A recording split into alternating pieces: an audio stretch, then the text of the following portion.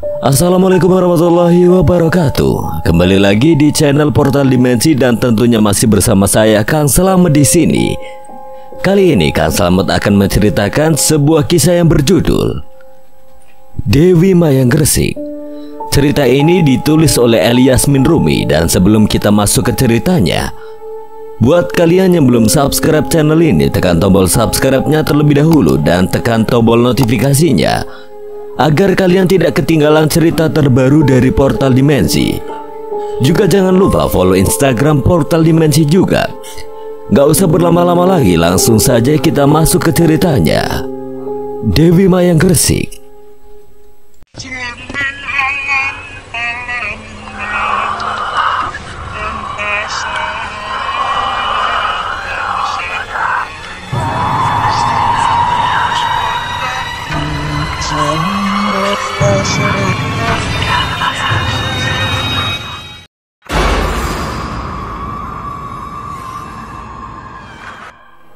Semalam Kalawa memang merasa rindu sekali pada Raka Balu, padahal suaminya itu baru pergi terhitung 2 hari. Kalawa tetap sabar menunggu sampai hari Raka Balu tiba bertepatan dengan rombongan Datuk Siri. Raka Balu merasa tersanjung datang bersamaan dengan Datuk Siri. Lelah Raka Balu hilang seketika tatkala menyambut kedatangan Datuk Siri di gerbang. Raka Balu bergegas turun dari kuda, sedikit membungkuk memberi penghormatan. "Selamat datang, Datuk." Penerus tahta tidak perlu menundukkan kepalanya untuk memberi hormat. Aku hanya orang biasa, Batara Raka Balu. Apakah ada orang biasa yang disambut seantusias ini, Datuk? Aku memberi hormat teruntuk Datuk yang telah lama berkelana di muka bumi ini daripada aku. Bertua sekali Raja Kelayang Tanjung dikaruniai anak sesantun ini. Kau akan hidup bahagia selamanya, Batara Raka Balu. Belum apa-apa, Raka Balu sudah mendapatkan berkat. Dialah orang yang pertama didoakan bahagia selamanya. Berharap kebahagiaan itu tidak akan pernah terenggut darinya. Datuk Siri dipersilahkan masuk lalu disambut oleh Raja Kelayang Tanjung dan istrinya serta anggota kerajaan lain. Pandangan Raka Balu justru tidak lepas ke arah Kalawa. Lega hatinya melihat istrinya itu baik-baik saja sampai dirinya kembali. Tapi ada yang membuat hatinya bertanya-tanya. Di mana permaisuriku? Nyayu sedang tidak sehat, Empu. Raka Balu mendekati Kalawa, erat dan hangat pelukan yang diberikannya. Bagaimana keadaan Dinda? Semua baik-baik saja kan? Dinda tidak sakit karena bawaan anak kita kan? Dinda baik-baik saja, Kanda. Setelah itu Raka Balu melepaskan pelukannya, meminta izin pada Kalawa untuk melihat keadaan Danu. Apa ada Kalawa hak untuk melarang Raka Balu menemui permaisurinya? Tentu Kalawa mengiyakan tanpa harus meminta izin. Ketika Raka Balu sampai di kamar Danu, benarlah istrinya itu sedang tidak sehat. Terlihat dari tubuh yang terbungkus selimut, langkah Raka Balu buru-buru menghampiri Danu, seiras dengan seraut cemas di wajahnya. Dinda, apa yang terjadi? Di balik selimut, Danum saling menggenggam jemarinya, menahan lonjakan kegugupan. Ia takut dramanya akan terbongkar sebelum dimulai. Dinda tidak kenapa-napa, hanya sedikit pusing, Kanda. Bomo sudah memeriksa keadaan Dinda dan semuanya baik-baik saja. Hanya saja Dinda tidak ingin ditemui oleh siapapun karena rasa bawaan anak kita. Raka Balu tercengang. Sudah 3 kali ia melayani istri yang hamil muda, termasuk Amala dulu, tetapi tidak pernah ada permintaan seaneh ini. Kendati menyela, Raka Balu manut saja, tidak ingin membuat suasana hati istrinya itu jadi buruk. Raka Balu menyibak selimut yang menutupi tubuh Danum. Kepalanya menunduk memberi sedikit jarak antara wajah dan perut Danum. Ini adalah kehamilan ketiga ibumu. Tolong jangan buat ibumu menderita, nak. Baik-baik di sana dan ayah akan sabar menanti kelahiranmu. Bisikan lembut itu seketika melelehkan air mata Danum. Ia tidak bisa mencegah tangis saat Raka Balu penuh harap dengan kehamilannya. Sayang, kehamilan itu hanya tipu muslihat. Raka Balu mendongak mendapati Danum tengah terisak. Kenapa? Dinda hanya terharu. Dikecupnya dahi serta pucuk hidung Danum. Setelah sekian purnama mereka tidak memandu kasih. Jangan banyak menangis ya. Yang harus Dinda lakukan adalah istirahat. Agar kondisi Dinda cepat pulih, Dinda istirahatlah. Kanda akan menemui Datuk Siri untuk meminta berkat Dinda dan calon anak kita. Danu mengangguk seraya melepaskan tautan tangan Raka Balu. Datuk Siri tidak berada di Balai Irung. Ia langsung diantar ke kediaman Raja Kelayang Tanjung yang megah. Seluruh keluarga kerajaan hadir di sana, tidak terkecuali adik perempuan Raka Balu, Sima, yang datang bersama suaminya dari negeri jauh. Perbincangan seluruh anggota kerajaan bersama Datuk Siri tidak berlangsung lama, sebab yang lainnya sudah tidak sabaran ingin meminta berkat. Satu persatu anggota kerajaan didoakan oleh Datuk Siri. Ayo Dinda. Raka Balu menggandeng Kalawa mendekati Datuk Siri. Datuk, permaisuriku tidak hadir karena sedang hamil muda dan ini selirku. Ini selirmu? Anak siapa dia? Raka Balu maupun Kalawa tidak heran. Mereka menganggap wajar pertanyaan Datuk Siri walaupun riak wajahnya tidak biasa. Aku anak seorang bomo, Datuk. Tadi keterkejutan Datuk Siri tampak jelas, tapi setelahnya berubah biasa saja. Lebih tepatnya berusaha merubah supaya tidak menimbulkan tanya.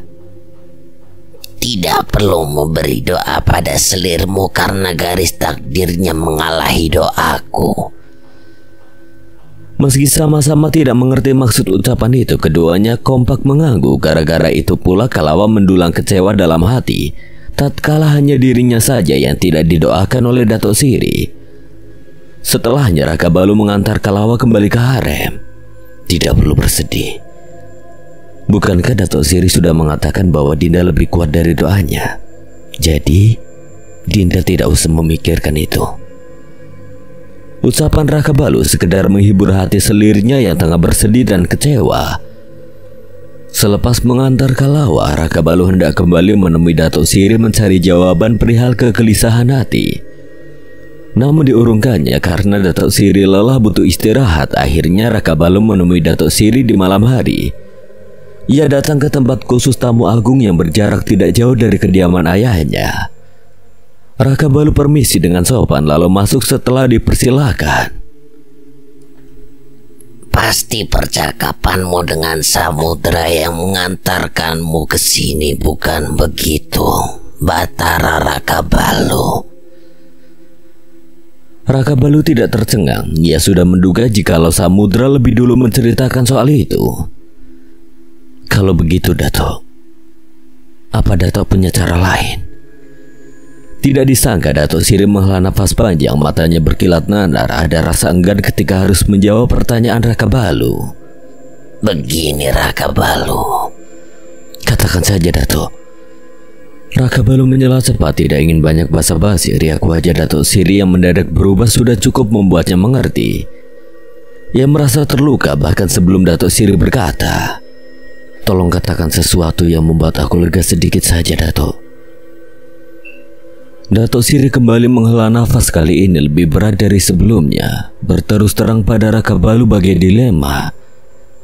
Tapi mau tidak mau Datuk Siri harus melakukannya. Tidak ada cara lain untuk menyelamatkan selirmu Raka Balu. Kau harus melepaskannya, hanya itu. Raka Balu membisu, matanya perlahan meriak hangat. Harap kelegaan di wajahnya sirna begitu saja. Daksa rimpuh akibat jawaban itu. Saat itu juga di hadapan Datuk Siri dan samudera tangis Raka Balu pecah ketika dirinya tidak punya cara lain lagi untuk menyelamatkan Kalawa selain merelakan hubungan suami istri mereka berakhir selamanya. Datuk Siri terkejut atas reaksi Raka Balu. Ia tidak menduga jika ketidakrelaan begitu besar hingga mampu membuat anak raja setangguh Raka Balu menyungaikan air mata. Raka Balu terduduk, bahunya naik turun menahan isakannya semakin tergila. Samudera mendekat, duduk di samping Raka Balu sembari mengusap punggungnya. Ini memang sudah takdir, tapi kau tidak perlu bersedih. Karena anak yang dikandungnya adalah darah dagingmu yang nanti akan menjadi penerus tahta di semesta yang paling tinggi. Raka Balu mendongak, genangan air mata di pelupuk segera disekanya. Apa maksud Dato? Aku bisa memastikan jika janin dalam rahim selirmu itu adalah laki-laki. Jawaban itu tidak selengkap yang Raka Balu inginkan dan cukup membingungkan. Perasaan Raka Balu sudah luluh lantah dan ia sudah enggan bertanya. Kau harus menerimanya, Raka Balu. Raka Balu hanya tersenyum getir. Memang apa yang bisa dilakukannya sekarang selain menerima takdir yang begitu menyakitkan ini? Melepaskan Kalawa tidak pernah terpintas di benak Raka Balu. Jujur perasaannya terhadap Kalawa jauh berbeda setelah kembali dari Telaga Bahandang tempo hari. Perasaan Raka Balu lebih dalam dan lebih intens pada Kalawa. Setiap memandang wajah cantik itu seolah ada rasa yang telah lama hilang kembali lagi. Namun kini Raka Balu benar-benar akan mati terbunuh perasaannya sendiri. Merasa tidak ada yang perlu ditanyakan lagi, Raka Balu pun pamit undur diri meninggalkan atmosfer sedih dan kecewa yang kental terasa. Datuk Siri dan Samudra saling termangu. Kenapa orang seperti Nyayu Danum harus terlahir toh? Begitulah, apa yang ada di dunia ini pasti mempunyai dua sisi. Danum dan Kalawa, dua wanita dengan watak yang sangat bertolak belakang. Sebenarnya ada sesuatu yang membingungkanku, tapi sudahlah. Samudra ternganga memandang Datuk Siri beranjak dari lincah yang mereka duduki. Selalu seperti ini membuat orang penasaran setengah mati. Gara-gara ini Samudra jadi mencemaskan Raka Balu, dan orang yang dicemaskannya tengah berjalan seorang diri pulang ke kediamannya. Sekali lagi Raka Balu menengadah pada Purnama yang berderang di sana. Matanya terpejam getir kembali melelehkan air kesedihan. Sanggupkah aku kehilangannya? Ia berdesi sembari menahan hati yang remuk redam. Kenapa cinta hadir sedahsyat ini, padahal sebelumnya perasaan Raka Balu tidak begitu membuncah sampai-sampai memikirkan akan kehilangan Kalawa saja sudah membuatnya tidak waras. Ayunan kaki terhenti di jalanan menurun itu. Raka Balu bergeming memandang lurus pada bangunan megah yang dibuat khusus untuk para istrinya. Kalawa pasti menungguku. Pasalnya Raka Balu telah berjanji akan mengajak Kalawa ke Bukit Ilalang untuk melihat kunang-kunang. Namun pertemuannya dengan Datuk Siri malam ini telah sukses mencarut-marutkan perasaan. Hingga hampir larut tidak kunjung menemui Kalawa. Akhirnya janji itu tidak tertepati. Lama Raka Balu berdiri di sana merenungi setiap peristiwa lalu menghubung-hubungkannya tentang kematian. Setiap yang bernyawa pasti akan mati. Tetapi bukan kematian yang seperti itu yang Raka Balu harapkan untuk Kalawa. Bagaimana seandainya Kalawa yang sedang mengandung tewas terbunuh di depan mata kepalanya sendiri? Jangankan mengalami, membayangkan saja sudah segila ini. Raka Balu tersadar. Ia menggeleng menepis pikirannya yang mulai melantur. Tidak, aku tidak akan membiarkan itu terjadi.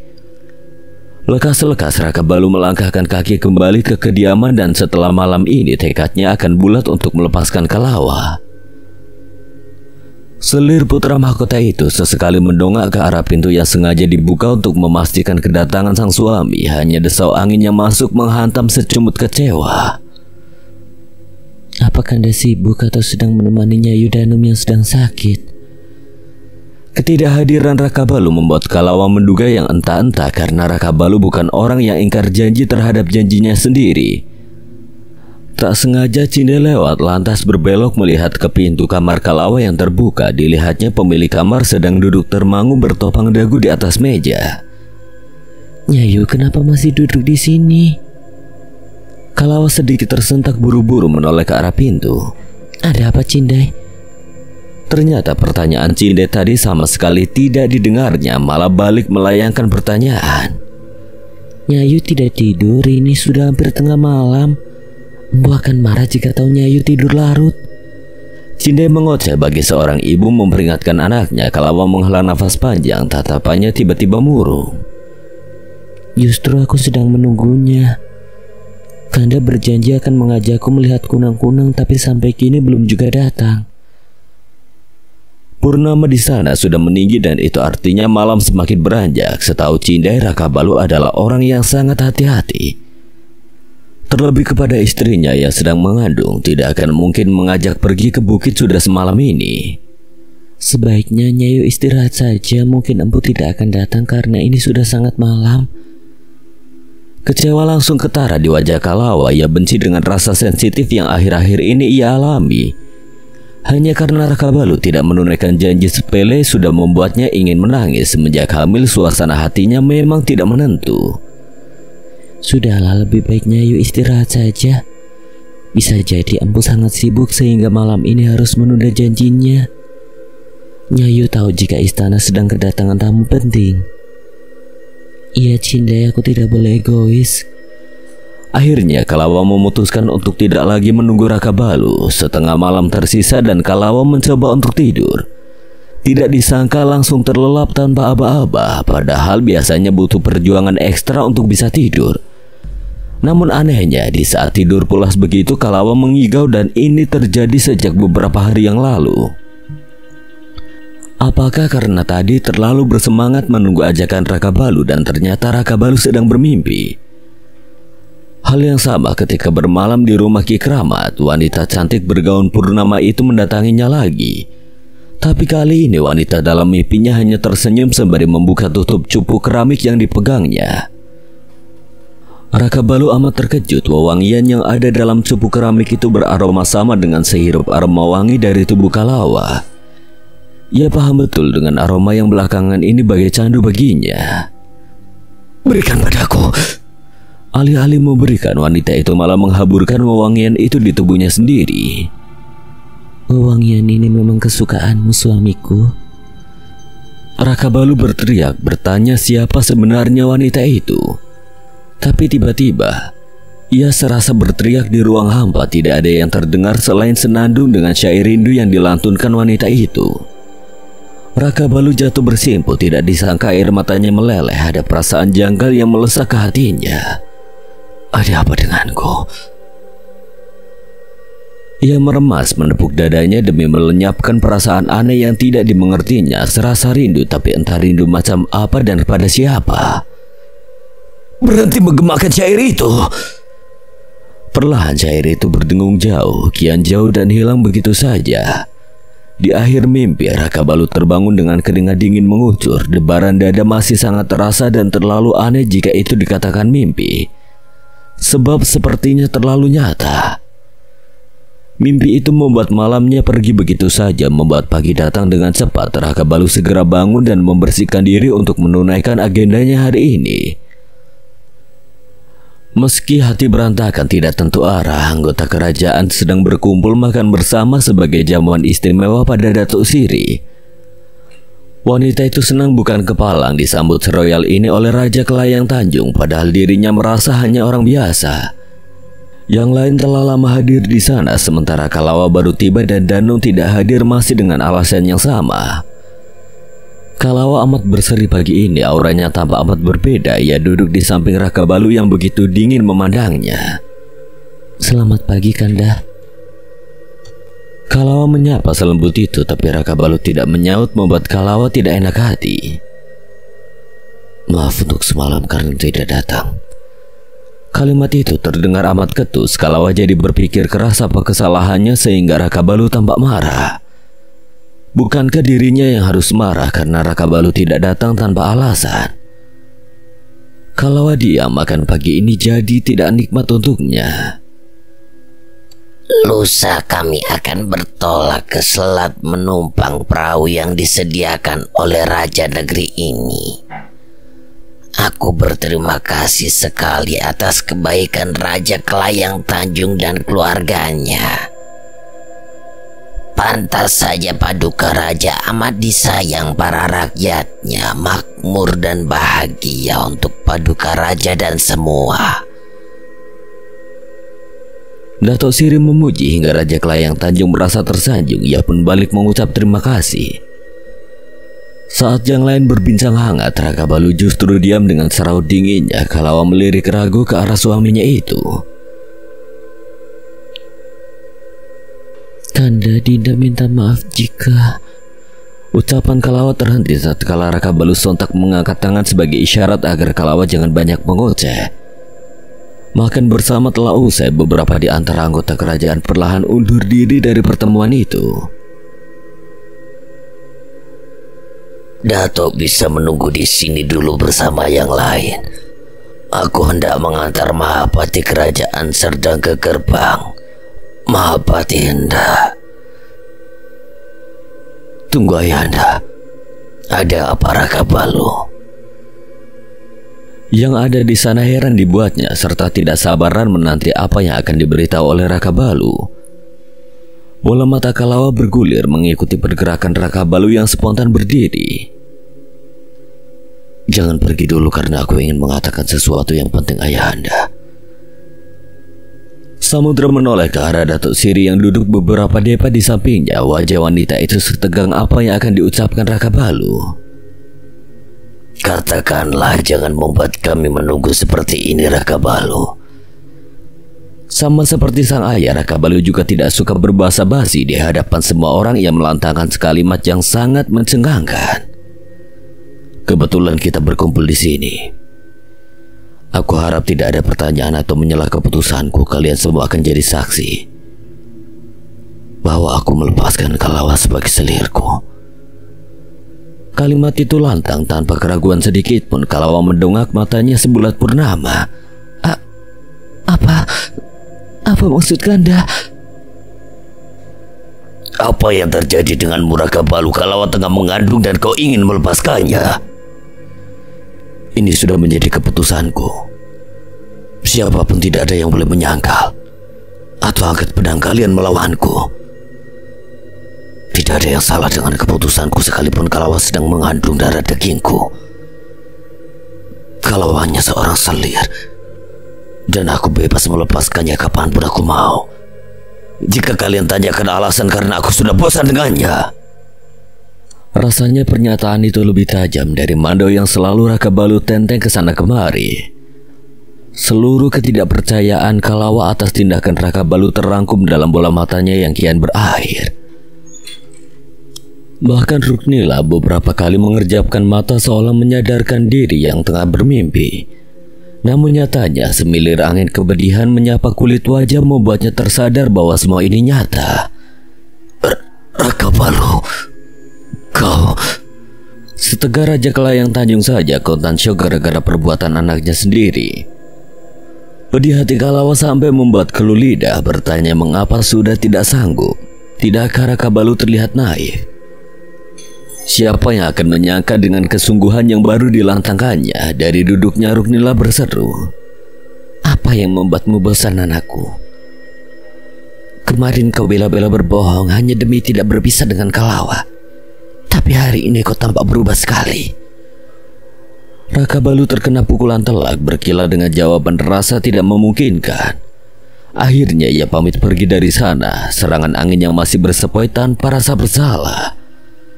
Kalawa membeku, bibir cerinya bergetar dibarengi jemari saling meremas mencoba menahan kekecewaan sampai dada serasa sesak.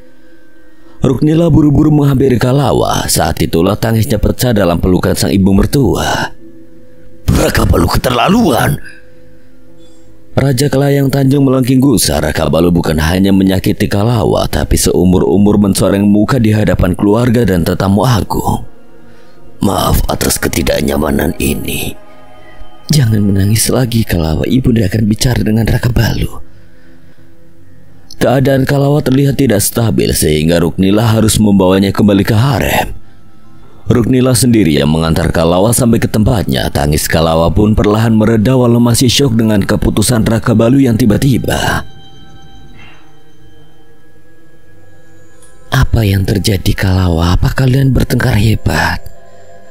Kami baik-baik saja ibunda, bahkan semalam Kanda berjanji hendak mengajakku ke Bukit Ilalang untuk melihat kunang-kunang. Ruknila terheran, ia paham betul anak sulungnya tidak akan berubah sedrastis ini jikalau tidak ada yang melatar belakangi perubahannya. Tapi apa, Kalawa pun sudah mengatakan bahwa mereka baik-baik saja. Baiklah, sekarang kau istirahat saja. Jangan terlalu dipikirkan, ibunda akan bicara dengan Raka Balu. Seandainya bisa, Kalawa tidak ingin memikirkan hal menyedihkan sekaligus memalukan di tempat pertemuan tadi, tetapi semuanya sudah kepalang terjadi, dan Kalawa tidak bisa mengabaikan itu. Ruknila pergi setelah berusaha menenangkan Kalawa dengan beberapa patah nasihat. Hendak ditemuinya Raka Balu, tapi orang yang ingin ditemui entah di mana keberadaannya. Raka Balu tidak ada di tempatnya, di harem ataupun tempat penting yang harus ia kunjungi hari ini. Kemana anak itu? Ruknila bergumam dengan wajah bersungut tatkala anaknya itu tahu-tahu saja sedang jadi tersangka utama yang akan diinterogasi.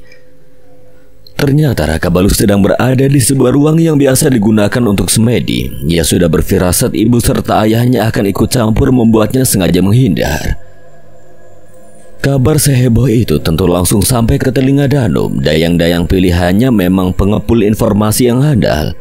Ia spontan menyibak selimut yang menutupi tubuhnya sebagai kepura-puraan yang sedang dilakoninya. Apa kalian sudah memastikan kabar ini? Matanya menyipit penuh selirik menuju bergantian 3 dayang yang berdiri di depannya. Bukan hanya kami yang mendengarnya, tapi semua orang yang hadir di pertemuan itu, Nyayu. Benarkah begitu? Tapi aku tidak bisa percaya begitu saja karena Kanda sudah pernah melakukan kebohongan besar seperti ini. Danum tidak serta-merta yakin akan keputusan Raka Balu kali ini. Memang dirinya sulit untuk mempercayai Raka Balu setelah rela berbohong demi Kalawa yang akhirnya terbongkar jua. Namun di balik itu ada rasa senang tak terhingga yang terbesit dalam hati Danum. Jikalau benar, berarti hanya dirinya kini istri satu-satunya yang ada di sisi dan hati Raka Balu. Kalau begitu aku harus menemui Kanda. Cetusnya sembari melangkah riang. Ketika sampai di pintu, ia putar balik mengurungkan niat saat teringat akan Datuk Siri yang belum pergi dari sana. Ia tidak ingin mengambil resiko bertemu dengan wanita tua itu secara kebetulan. Danum merasa Dewi Keberuntungan ada di pihaknya kali ini. Tidak perlu bersusah payah menjadikan diri istri satu-satunya bagi Raka Balu. Nasibmu memang malang, Kalawa. Baru saja ditinggal orang tua dan sekarang harus menjadi janda dari Raka Balu di saat sedang mengandung. Seandainya tidak ada para dayang di sana, mungkin tawa Danum sudah menggema. Bagaimanapun ia tidak ingin dicap kejam meski semua penghuni harem sudah tahu dengan tabiatnya. Danum sungguh menari di atas penderitaan Kalawa. Bagaimana tidak, ia tertawa sekarang sedangkan Kalawa meratapi kesedihannya. Hingga malam tiba, isaknya terdengar masih saja memenuhi kamar itu. Nyayu, jangan menangis lagi. Lihatlah wajah Nyayu sudah sangat sembab.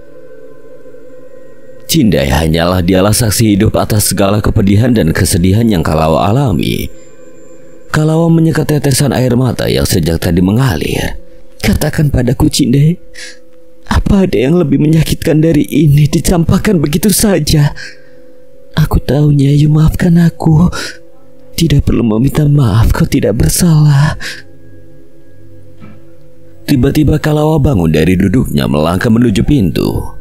Nyayu hendak kemana? Aku akan menemui Kanda. Aku tidak bisa diam begini saja, Cindai. Setelah mengatakan itu, Kalawa pun pergi menemui Raka Balu yang mungkin sedang berada di tempatnya. Sejujurnya Cindai ingin mencegah kepergian Danum, tapi apa haknya? Cindai berpikir lagi bahwa Kalawa memang butuh alasan untuk sebuah keputusan sepihak yang digaungkan oleh Raka Balu. Kalawa pergi seorang diri, langkahnya tergesa tatkala melihat Raka Balu memasuki gerbang. Akan tetapi semakin cepat melangkah ada ngilu yang merasa menghujam perut bagian bawah. Tepat di depan gerbang kediaman Raka Balu, Kalawa limbung nyaris terjerembab jika satu penjaga gerbang tidak sigap memeganginya. Nyayu, kenapa? Kalawa hanya menggeleng dengan posisi terbungkuk menahan sakit di perutnya. Beberapa kali mengatur nafas meredakan sakit itu. Sekian detik ia kembali menegakkan tubuh. Nyayu baik-baik saja. Ya, aku baik-baik saja. Saat Kalawa hendak melangkah masuk, Jata pun keluar nyaris mereka bertubrukan. Nyayu. Jata, aku hendak bertemu dengan Empu. Maaf, Empu sedang tidak ada di sini, Nyayu. Aku tahu Kak Abdi yang sangat patuh sehingga rela berbohong seperti ini, Jata. Di akhir ucapannya, Kalawa mengadu ketika sakit di perutnya kembali terasa. Nyayu, ada apa? Tidak perlu panik seperti ini, Jata. Perutku hanya sedikit sakit karena setengah berlari ke sini. Tolong izinkan aku menemui empu, aku hanya ingin berbicara sebentar.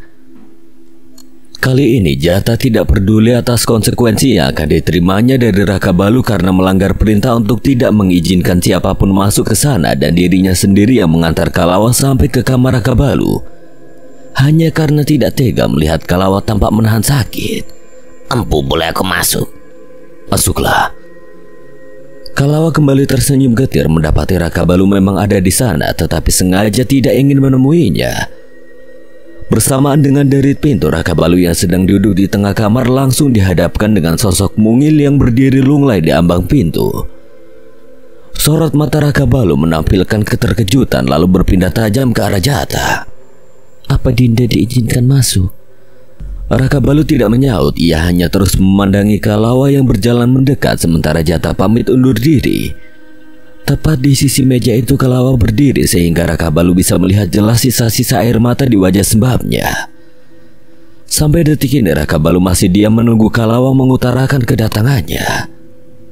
Seharusnya Dinda tidak datang ke sini karena rasanya ingin menangis lagi. Tapi Dinda tidak tahan untuk tidak menemui Kanda, sekedar menanyakan apa alasan Kanda hendak melepaskan Dinda. Katakanlah yang sejujurnya Kanda, sebenarnya Dinda tidak perlu datang untuk menanyakan ini. Karena akan terasa lebih menyakitkan dari sebelumnya, tapi Dinda akan lega seperti mencabut duri dalam daging. Haruskah aku ulangi lagi alasannya? Aku sudah bosan. Aku sekarang hanya ingin memiliki danum seorang dan kebetulan kita bertemu di sini. Aku akan langsung memberimu 15 kantong kees sebagai tanda pelepasan dirimu. Raka Balu bangun mendatangi lemari kayu yang tidak jauh dari sana lalu mengambil berkantong-kantong kees sebagai tanda bahwa Kalawa telah resmi dilepaskannya. Ambillah, aku melepaskanmu jadi selirku. Mata Kalawa kian merebak, bulir bening di matanya nyaris bercucuran. Tak disangka Raka Balu menginginkan perpisahan sebesar ini. Sungguh wajah serta ucapannya yang tajam menghunus hati bertubi-tubi sampai perihnya tidak tertahankan. Nafas Kalawa berhenti sejenak menahan isak. Jika itu yang diinginkan Raka Balu, maka diambilnya 15 kantong kees yang disodorkan Raka Balu. Mungkin ini akan jadi pertemuan terakhir kita, Kanda. Dinda akan selalu berdoa untuk kebahagiaan Kanda. Justru segenggam doa itu dibalas dengan rangkaian kata yang sangat menyakitkan untuk Kalawa. Aku harap begitu kita memang tidak perlu bertemu, karena aku tidak ingin tahu tentangmu lagi. Setelah ini jangan pernah berharap apapun, seperti aku yang tidak lagi mengharapkan kehadiranmu, Kalawa. 15 kantong kees yang diserahkan Raka Balu sebagai tanda hubungan mereka sebagai suami istri telah pupus. Sedang ucapan terakhir Raka Balu dalam setiap tarikan nafas serupa serpihan cermin yang menancap pada setiap jengkal hati Kalawa hingga rasa sakitnya tidak berkesudahan. Dinda yang akan membawa uang itu, Kanda. Masih Kalawa berujar lembut setelah ditempa kecewa lalu pergi berlinang air mata meninggalkan lelaki yang mulai detik ini bukan suaminya lagi. Jata yang ada di gerbang harus tertunduk ketika sedih turut menghampirinya tatkala melihat Kalawa pergi bersama tetesan air mata. Lalu buru-buru Jata menemui Raka Balu menawarkan diri untuk mengantarkan Kalawa sampai ke harem. Dia datang sendiri jadi kau tidak perlu repot. Maaf atas kelancanganku, Empu. Aku hanya tidak tega Nyayu pulang sendiri sembari menahan sakit seperti itu. Memang Jata melihat Kalawa meringis beberapa kali saat melewatinya. Raka Balu menoleh dengan ekspresi yang sulit Jata terjemahkan. Sakit apa yang kau maksud? Sebelumnya Raka Balu berwajah gusar, tetapi sekarang ada kepanikan yang sedang berusaha ditutupinya dan Jata bisa melihat itu dengan jelas. Nyayu mengeluh sakit di bagian perutnya, Empu. Dada Raka Balu membusung sekian detik lalu mengembuskan nafas terdengar berat. Biarkan saja. Jata bisa apa? Ia pun berlalu dari sana dengan rasa sedikit kecewa. Kenapa Empu tiba-tiba tidak berperasaan seperti ini? Padahal Empu pernah mengatakan bahwa Nyayu Kalawa adalah jiwanya. Jata merutuk sepanjang langkahnya meninggalkan kediaman tuannya itu. Ia benar-benar tidak mengerti apa yang ada dalam hati Raka Balu. Kalawa kembali ke harem, cukup lama ia berdiri di ambang gerbang memperhatikan halaman luas dengan bangunan yang berjejer simetris di depan sana. Ada pedih yang tidak terselubung ketika dirinya kini benar-benar harus meninggalkan harem. Air mata yang sempat menghujam pipi kembali luruh, kemudian lekas dihapusnya jangan sampai terlihat orang lain. Sudah saatnya pergi. Kalawa melangkah gontai menuju tempatnya, ia pun sontak disambut beberapa pertanyaan dari Cindai. Kalawa hanya diam tidak bersemangat menjawab pertanyaan itu, malah memberi perintah pada Cindai. Datanglah ke tempat empu, bawa 15 kantong keeh yang sudah empu berikan padaku.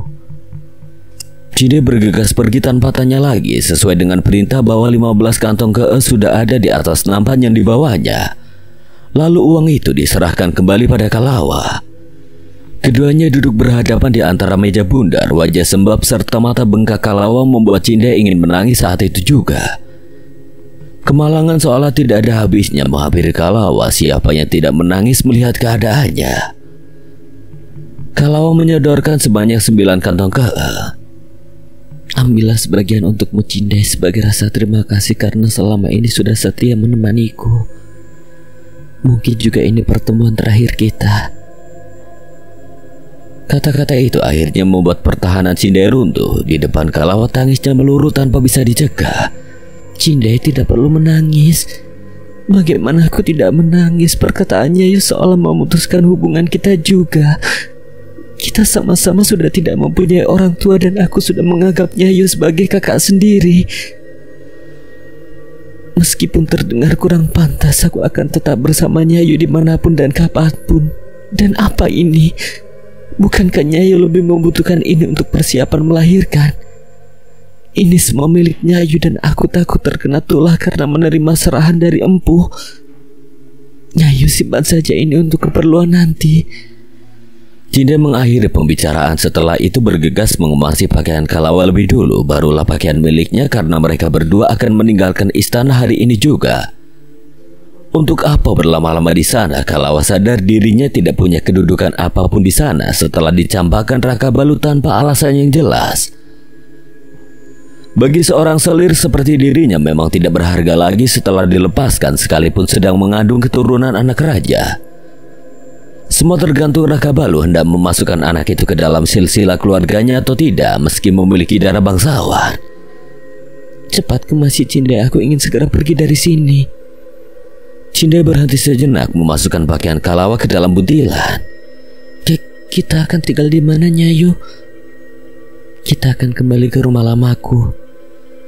Hanya itu yang langsung terpintas dalam pikirannya, rumah lama yang sempat jadi arena pertarungan sengit antara Raka Balu dan Kumbara. Kalawa akan menyaksikan pohon bungur berbunga ungu kesayangannya sudah hangus seperti habis tersambar petir. Ia pun jadi termangu, teringat rumah lamanya yang mana kenangan masa kecil hadir di sana. Teringat pula akan orang tua membuat air mata lagi-lagi menepik. Disekannya air mata kembali membantu Cindai berkemas. Tiba-tiba jatuhlah bangsal yang dulu dibuat Raka Balu khusus untuknya ketika mengeluarkan pakaian dari almari. Ini... Dipungutnya bangsal itu, digenggamnya erat, kemudian diselipkannya di antara lipatan kain cual yang dipakainya, berharap bangsal pemberian Raka Balu bisa memberikan perlindungan. Karena hanya itu yang Kalawa miliki untuk mensugesti ketakutan yang datang setiap waktu. Sementara Kalawa berkemas hendak meninggalkan istana, ada Ruknila yang mendatangi Raka Balu untuk jadi penengah sekedar meluruskan sekiranya ada kesalahan-kesalahan yang membuat Raka Balu mendadak melepaskan Kalawa sebagai selirnya. Suara gesekan dari dalam sana terdengar begitu ngilu menyentuh syaraf gigi. Ruknila mendapati anaknya sedang mengasah mando kesayangannya. Raka Balu membalik badan ketika panggilan lembut menyapa pendengarannya. Ada sang ibunda yang berjalan mendekat. Biasanya Raka Balu akan bertanya alasan apa yang membuat ibundanya datang, tapi kali ini dugaannya tidak akan meleset. Pasti ulahnya tadi pagi yang menjadi alasan ibundanya datang kemari. Sejak siang ibunda mencarimu Raka Balu. Ada apa ibunda? Ada hal pentingkah? Ibunda merasa kau sudah tahu kenapa ibunda mencarimu sejak tadi pagi. Letakkan mandaumu, mari kita berbicara Raka Balu. Jika hanya ingin membahas Kalawa, lebih baik akhiri pembicaraan kita. Ia bangun dari duduk seolah memang sudah enggan membahas apapun yang berkaitan dengan Kalawa. Ruknila tidak berhenti sampai di situ saja. Ini bukan sekedar tentang Kalawa saja, tapi sudah menyangkut rasa penasaran Ruknila akan apa yang terjadi sesungguhnya. Seluruh wilayah kerajaan Kelayang tahu betul bagaimana Raka Balu memperlakukan seorang wanita. Terlebih istri-istrinya, malah yang pernah berbuat sekeji itu saja terhadap dirinya masih bisa mencoba untuk berdamai dan memberi maaf. Apalagi Kalawa, satu-satunya selir yang bisa membuat setiap denyut hatinya berdebar bahagia. Kau tidak bisa. Tolong ibunda, aku tidak ingin membahas apapun. Jika ibunda berkenan, tinggalkan aku sendiri. Raka Balu menyela dengan cepat, membungkam setiap keingintahuan Ruknila. Akhirnya pembicaraan mereka usai. Ruknila memilih untuk tidak lagi membahasnya. Ibunda tidak tahu konflik internal apa yang terjadi antara kalian berdua. Tapi satu yang ibunda tahu, bahwa kau sangat mencintai Kalawa. Sorot matamu tidak bisa menyangkal itu, Raka Balu. Sehirup udara memenuhi rongga dada Ruknila setelah pamit pergi. Secara kebetulan Ruknila berpapasan dengan Arya tidak jauh dari sana. Kau hendak kemana, Arya? Tanya Ruknila yang heran melihat anak dirinya berjalan tidak tentu arah seperti orang linglung. Seluruh pikiran Arya pun tersita oleh kejadian di tempat pertemuan tadi, dan itu membuatnya jadi berpikir keras menghubungkan keputusan Raka Balu dengan perbuatan memalukan di hutan tempo hari. Aku hendak menemui kakak, ada sesuatu yang akan kami bicarakan, ibunda. Silakan, Raka Balu ada di tempatnya. Ibunda baru saja dari sana. Keduanya saling melangkah ke tujuan masing-masing. Kedatangan Arya disambut sentakan napas panjang dari Raka Balu. Belum lama Ruknila pergi, tahu-tahu Arya datang. Padahal hari ini Raka Balu butuh kesendirian. Apa tujuanmu datang kemari? Apa sama dengan ibunda ingin protes dengan keputusanku? Aku merasa keputusan kakak bersangkutan dengan perbuatanku dengan Kalawa tempo hari. Jika benar, aku akan pergi dari istana untuk menebus segala rasa bersalah ini. Raka Balu seketika memijat pangkal hidungnya. Kedatangan Arya hanya menambah pening saja. Pikiran menjadi berkalut-kalut. Perlu kau tahu bahwa keputusanku tidak ada sangkut pautnya dengan apapun. Sudahlah, aku malas membahas ini. Keputusanku adalah urusan pribadiku dengan Kalawa. Raka Balu tampak gusar, wajahnya sedikit memerah menahan segala emosi yang mengaduk riuh di dadanya. Belum juga Arya pergi dari sana, tetapi Raka Balu sudah lebih dulu meninggalkan kediamannya untuk menghindari hal seperti ini lagi. Bisa saja setelah ini ayahnya pula yang datang bertanya. Raka Balu berjalan menuju stal. Di saat Kalawa melewati jalan yang sama, masih semerbak sehirup aroma wewangian yang biasa Raka Balu gunakan. Hati Kalawa meredam pilu, matanya kembali merebak. Ada apa, Nyayu? Kalawa menggeleng, kemudian mengajak Cinde kembali melanjutkan langkah. Takut gelap lebih dulu tiba. Belum jauh dari sana, seorang hulu balang berseru sembari memapak langkah Kalawa. Waktu pun lagi-lagi harus terbuang dengan kehadiran hulu balang itu. Tunggu, Nyayu. Ada apa? Kalawa tadinya terkejut. Lelaki yang memegang pendahan itu mengatur nafasnya yang tersangkut sebelum menyanggut. Untunglah Nyayu belum pergi. Gusti Raja mengutusku untuk mengantar Nyayu ke salah satu sentong. Sedikit terperangah Kalawa mendengarnya. Begitupun Cinde. Masalahnya Raja Kelayang Tanjung tidak perlu lagi menyediakan tempat untuk Kalawa di istana itu, karena dirinya bukan lagi istri Raka Balu. Justru seorang utusan datang mengabarkan hal demikian. Apa yang kau maksud? Pertanyaan Kalawa dijawab lugas oleh hulu balang. Memang Raja Kelayang Tanjung yang meminta Kalawa untuk tetap tinggal di istana, walaupun Raka Balu sudah membuangnya. Hati Raja Kelayang Tanjung sangatlah lembut. Kalawa sudah dianggap anak sendiri, jadi mana mungkin Raja Kelayang Tanjung tega membiarkan Kalawa hidup sebatang kara dengan membawa benih keturunan keluarga Kelayang. Kalawa ingin menolak, tapi takut dianggap tidak sopan dan congkak mengabaikan permintaan tulus dari seorang raja sehormat Raja Kelayang Tanjung. Menurut saja Nyayu, toh ini permintaan ayahanda bukan empu. Jika begitu, kebaikan Raja Kelayang Tanjung pun diterima dengan baik pula oleh Kalawa. Bersama hulu balang itu, Kalawa berjalan ke tempat yang sudah disiapkan untuknya. Ketika sampai di sana, alangkah terkejutnya Kalawa disuguhi dengan 4 pelayan yang berjejer di depan kamar sembari memegang nampan berisi pakaian sutra yang sangat indah dengan berbagai warna. Lalu ada seorang wanita setengah baya yang ditenggarai adalah seorang bomo. Untuk apa semua ini? Ini dari Gusti Raja. Kalawa merasa Raja Kelayang Tanjung terlalu berlebihan, membuatnya tidak nyaman ketika diratukan seperti ini. Terharu pun ada. Cinda, aku harus menemui ayahanda sekarang. Belum juga Kalawa masuk ke tempat baru, ia langsung putar balik mendatangi Raja Kelayang Tanjung seperti biasa. Lelaki itu sedang di balai irung bercengkrama dengan beberapa petinggi istana. Datuk Siri pun hadir di sana. Melihat Kalawa di ujung pintu, Raja Kelayang Tanjung melambai. Kalawa segan ketika harus berjalan di antara orang-orang penting. Ada apa, anakku? Pertanyaan itu menghangatkan hati Kalawa. Sudah lama tidak ada yang memanggilnya dengan sebutan anakku di tengah sana. Kalawa bisa melihat melalui ekor mata jikalau semua perhatian orang tertuju ke arahnya. Ayahanda, aku berterima kasih sekali atas kebaikan ayahanda. Tetapi tidakkah ayahanda terlalu berlebihan memintaku tinggal di sentong ujung istana yang indah dan sunyi itu? Ayahanda pun memberikan pakaian sutra yang banyak. Lalu dibawakan beberapa dayang juga seorang bomo. Bukan merasa terpuji, Raja Kelayang Tanjung malah tercengang. Apa sebabnya? Iya, ayahanda memang tidak ingin kau pergi. Tapi sentong ujung istana. Raja Kelayang Tanjung sampai kebingungan. Apa yang diucapkan Kalawa berbanding terbalik dengan perintahnya kepada Hulu Balang. Raja Kelayang Tanjung justru meminta Kalawa menghuni salah satu kamar yang biasa diisi tetamu agung. Tidak ada yang menyuruhnya tinggal di kamar di ujung istana. Sentong ujung istana. Raja Kelayang Tanjung bergumam dengan alis bertaut. Bukankah kamar itu milik Raka Balu yang biasa dipakainya untuk bermeditasi? Kamar itu pun bersebelahan dengan kediaman Raka Balu, walaupun memang dibatasi dinding yang menjulang. Lalu tentang pakaian pelayan dan bomo, Raja Kelayang Tanjung juga tidak merasa memberikan apapun untuk saat ini selain kamar yang dimaksudnya.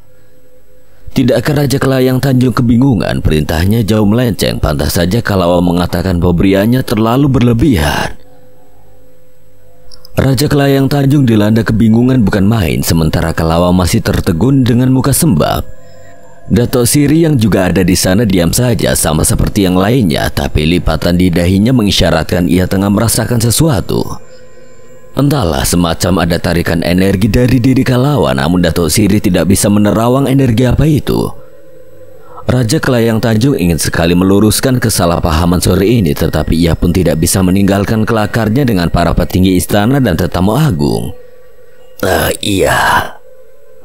Kembali ke tempatmu dan istirahatlah. Ayahanda harap kau bisa tenang di sana, Kalawa. Sudah diminta pergi, Kalawa pun pamit undur diri. Tidak disangka ada hal seistimewa ini di tengah hati yang gundah gulana. Semula Kalawa merasa dirinya benar-benar sepah yang dibuang, tetapi mantan mertuanya berhati malaikat masih rela menyimpan sepah yatim piatu sepertinya.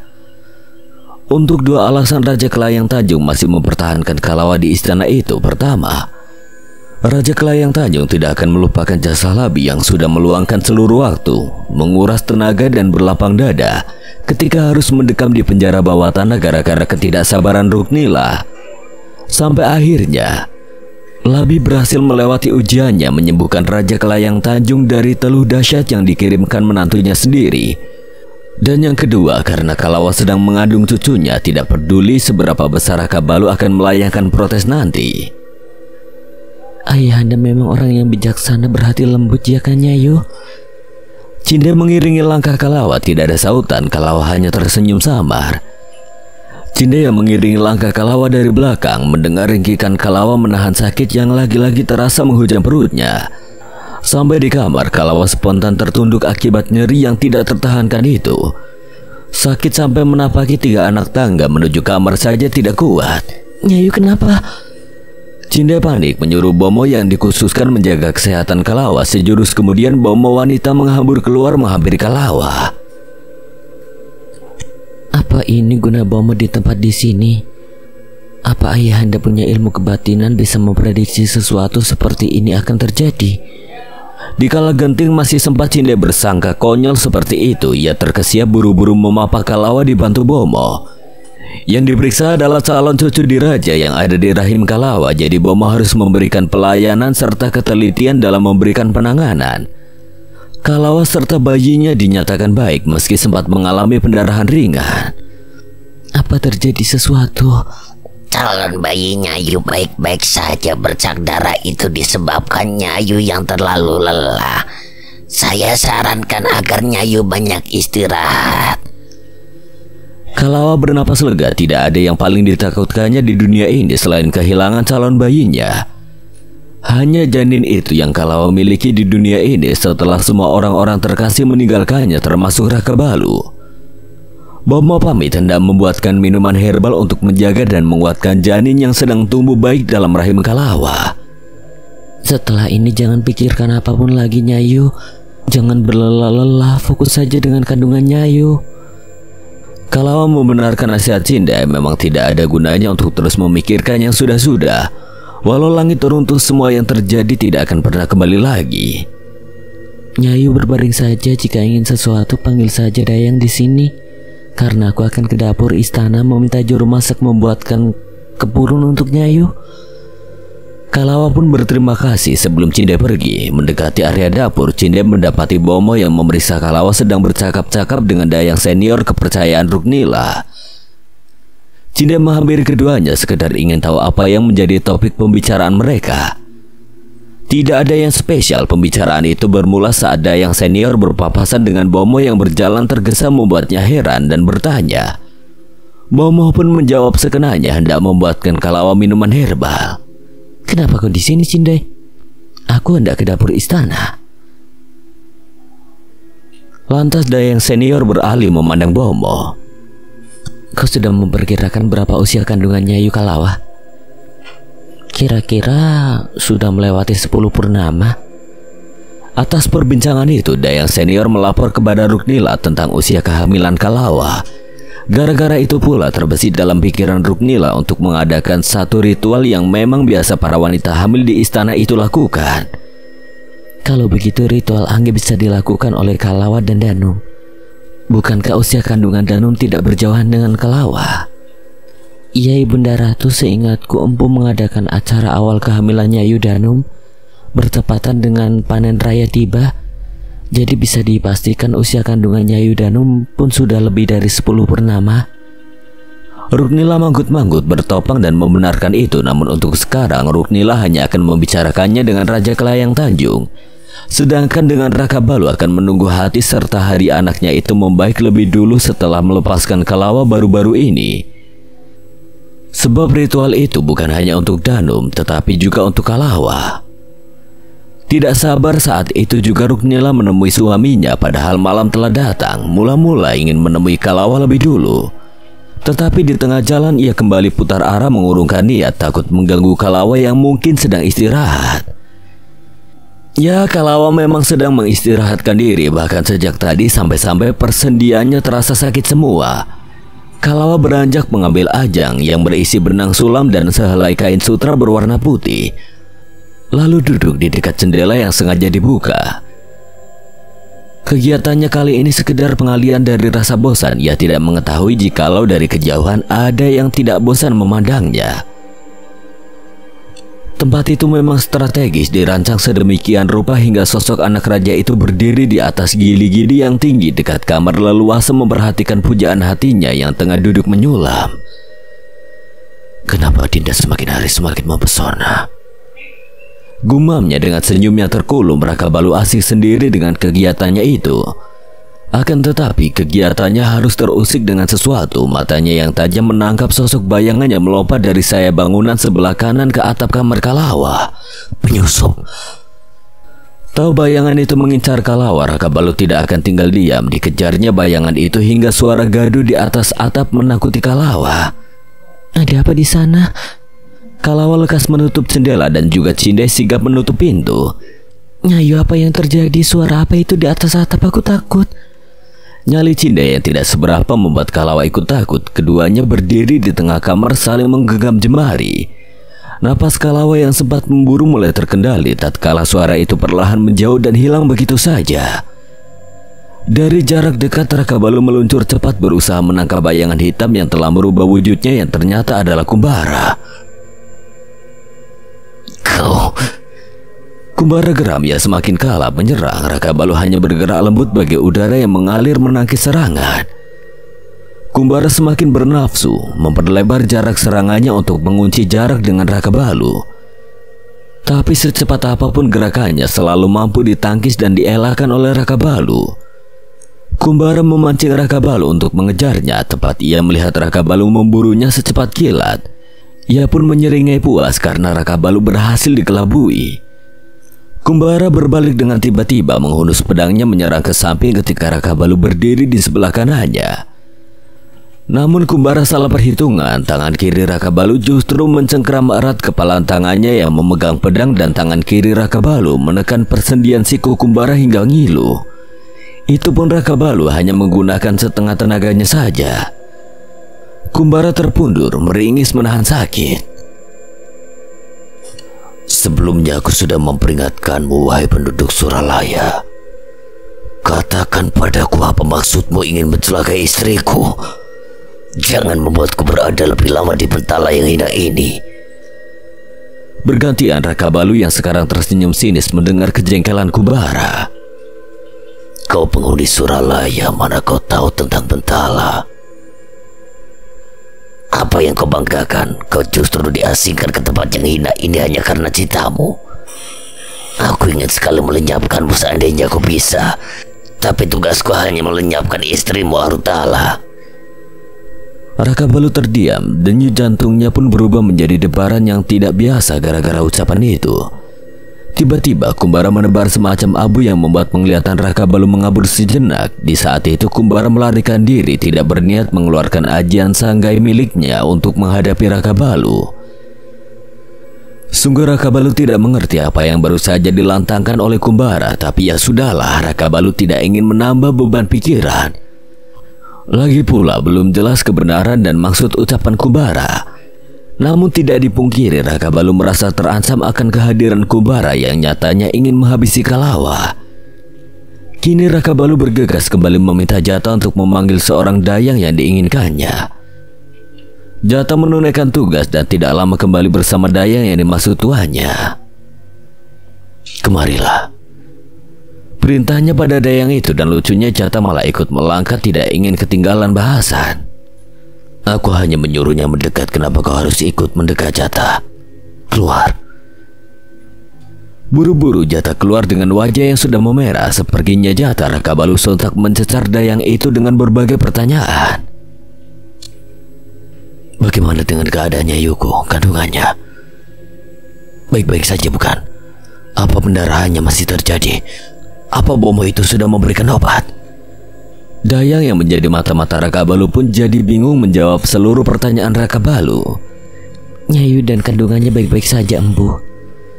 Jawaban itu tidak memuaskan, tetapi Raka Balu sudah lega. Setidaknya Kalawa dan calon anak mereka baik-baik saja. Malam ini antarkan makanan kesukaannya. Jangan lupa bawakan wewangian untuk membuatnya tidur dengan tenang. Pijat kakinya dalam rendaman air hangat sebelum tidur. Dan apa yang diinginkannya segera beritahu padaku. Dayang itu meneguk ludah ketika seluruh perintah Raka Balu harus diingat dipahaminya dengan benar. Jika tidak, tanggunglah muka Raka Balu. Baik, Empu. Sekarang pergilah, tetap rahasiakan ini. Dan katakan saja semua itu pemberian ayahku. Dayang itu pun mengangguk patuh, bergegas keluar menunaikan titah mutlak dari Raka Balu. Kalawa dan Cinde masih duduk was-was di dalam kamar, dikejutkan oleh kedatangan beberapa dayang masing-masing membawa sesuatu. Ada apa ini? Kalawa jelas bertanya karena tidak ada yang meminta para dayang itu membawa gaharu dan lain-lain. Ini semua untuk Nyayu, pemberian Gusti Raja. Kalawa ternganga meneguk ludah sembari menoleh ke arah Cinde yang duduk di sebelahnya. Ini bukankah sudah berlebihan? Perhatian Raja Kelayang Tanjung dianggap Kalawa sudah kelewatan dulu ketika masih jadi pelayan setia Danum yang notabene menantu kesayangan. Tidak pernah Kalawa mendapati Raja Kelayang Tanjung melakukan ini. Lelaki tua itu hanya meminta Dayang membawakan danum jamu kesuburan, selebihnya memang menjadi urusan Raka Balu selaku suami. Setelah ini bisa kau sampaikan pada ayahanda bahwa tidak perlu melakukan ini untukku. Jangan dikira Kalawat tidak berprasangka buruk terhadap mantan ayah mertuanya itu. Apa perhatian ini sebagai langkah awal ayahanda untuk menjadikan Nyayu selirnya? Bukankah itu namanya gayung bersambut? Bisikan Cinde membuat Kalawat nyaris menjerit, dadanya kembang kebis mengingat itu. Sementara Raka Balu baru saja melangkah keluar dari kamarnya hendak bermalam bersama Danum, didapatinya Jatah sedang mematung di gerbang. Kenapa kau masih di sini, Jatah? Aku masih di sini karena penasaran dengan Empu. Kenapa tidak boleh tahu pembicaraan Empu dengan Dayang itu? Apa pembicaraan Empu memang seintim itu dengan Dayang? Apa Empu ingin mencari selir baru? Jangan mengada-ada. Siapa yang ingin mencari selir? Awas saja jika ucapanmu ini jadi buah bibir di kalangan istana. Ludah Jatah tertelan kasar. Buru-buru ia meminta maaf. Raka Balu pun berlalu sembari melangkah dengan santainya menuju harem. Raka Balu telah membuat rusuh, bagaimana tidak, gara-garanya Kalawat mulai takut bertemu Raja Kelayang Tanjung yang menyangka ada niat terselubung yang dibalut sebuah perhatian. Anak raja itu melenggang lugas seolah tanpa beban. Tidak tahu saja dia jika Kalawat sedang gelisah dan ketakutan karena ulahnya yang tega mengkambing hitamkan ayahnya sendiri. Sampai Kalawat menduga bila mantan mertuanya memang ada maksud lain. Dasar Raka Balu.